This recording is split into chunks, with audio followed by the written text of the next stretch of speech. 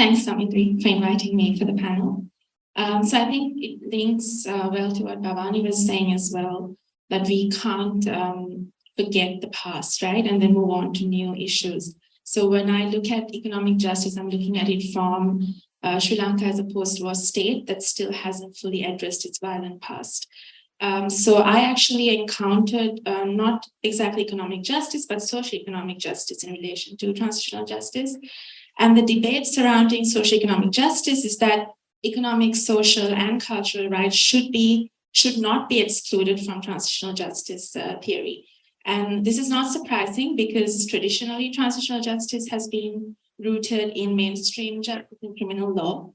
But that need to include economic rights along with civil and political rights has gained momentum now, mainly because the root causes of contemporary conflicts have changed over the years, so have the post-conflict concerns in the nature of violations. So going back a bit, the exclusion of economic rights from transitional justice is actually not accidental. In the 80s and 90s, when we were looking at transitions to democracies, exclusion of economic justice was consciously done because the main aim was political change. But like I said before, the root causes have now changed in contemporary conflicts. So there's more acceptance for economic rights within transitional justice and post-war justice.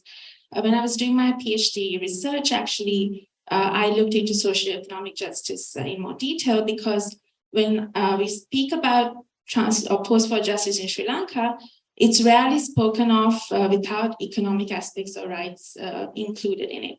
For example, I asked the question from respondents what they expect from a post-war justice process.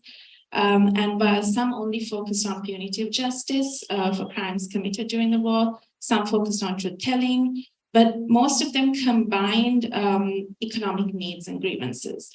And in the post-war context, this would include things like reparations, getting access to or re-establishing lost livelihoods, reclaiming land or homes, which then falls under the socioeconomic umbrella.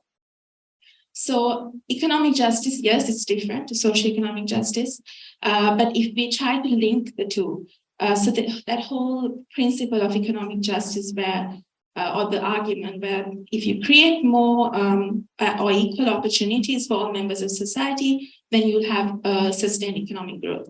So this is relevant to our context in a post-war context, because when we address socioeconomic demands of war-affected communities, we need to include them in this conversation.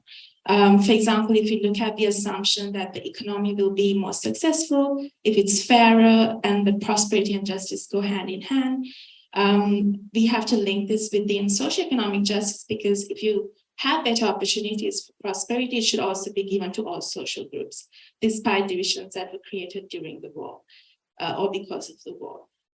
So some of the key tenets of economic justice, like Dr. Gunnathilaka mentioned, universal basic income, equality by gender and race, equal opportunity, all of that are extremely relevant in a society that's still reeling from the struggles of the past.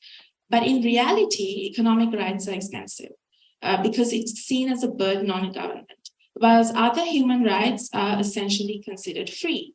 Because of this, economic rights are understood as rights that do not impose legally binding obligations on states. Although in the past decade or so, economic rights has gained the status of binding law in human rights treaties and regional human rights constitutions. But unfortunately, for low or middle income countries like ours, these rights are only satisfied if there's available resources and also if the government prioritizes it. So while now the debate, we look at economic justice in isolation, it has been, like Bhavani said, it has been part of the, and all our speakers said, being part of the problem of Sri Lanka continuously as a post-war state, or even before that. But the conversation has not been socialized, like you mentioned in your opening remarks. And I think the present crisis has highlighted the importance of this concept of economic justice that has now started to affect everyone. So I think it's an opportune moment for us to not leave behind our legacies of the past.